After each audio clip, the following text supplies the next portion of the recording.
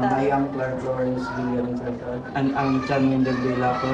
From Bachelor of Secondary Education major in Social Studies of Jose Rizal Memorial State University of Different Campus. So we are here today, sir, to ask you questions about Brigada Eskwela. So first question, sir, is what is Brigada Eskwela, sir?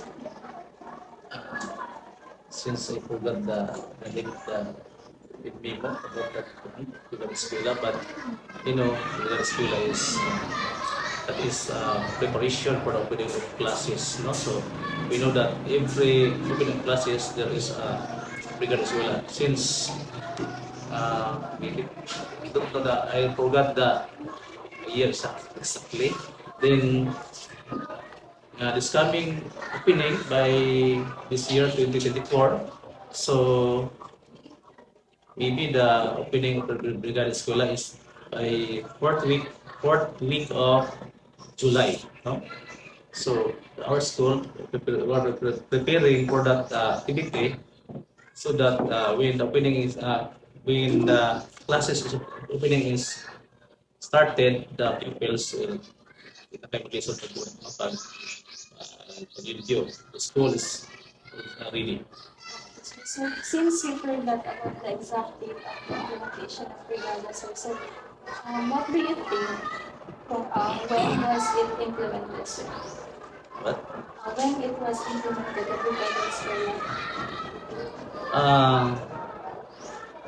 This school year 2024-2025, if I'm not wrong, it is coming July, fourth week of July. Not to the exact date. Who are the main participants of Brigada Eskwela?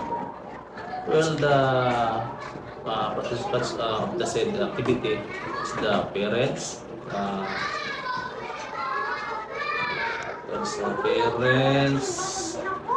then external stakeholders, then also the pupils, and the other stakeholders.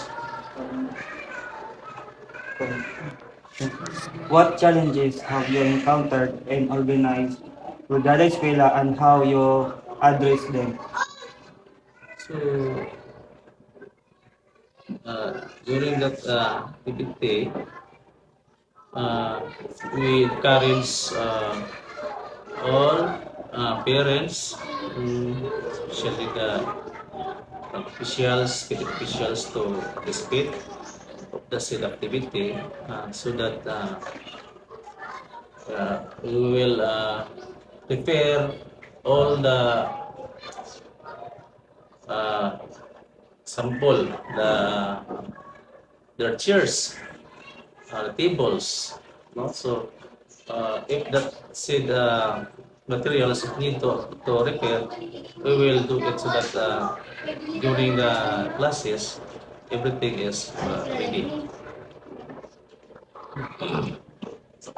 Brigada Eskwela, sir, what are the main objectives or goals of the program? So yung goal niya siya exactly that, to prepare prepare ang school, before, without Brigada Eskwela, some of the pupils, sample, the classes is sample August 1. So during that day, many pupils will not go to school because madlok sila sa tapahulon sa eskwelahan. Huwag na siya namin. So kami sa una, ilis na eskwela ron kay dahan kita hulon. Sagpo tag school, wala pa saktong klase. Muna yung pinaka-main reason nga ang bata manapol. No, not like today nga doon na Brigada Eskwela. So during that, because Brigada Eskwela, 2 weeks before the opening classes, himo na Brigada Eskwela. So meaning the school is already clean na siya. So damo ni siya dapat yung Murag nga, wala siya lang na mga finishing na lang siya. Okay, pa naman, na really mag school. So, during the opening classes, klase na siya. Okay, nga, may pipataron, wala na. Siya. That is the advantage na siya nga sa Brigada Eskwela.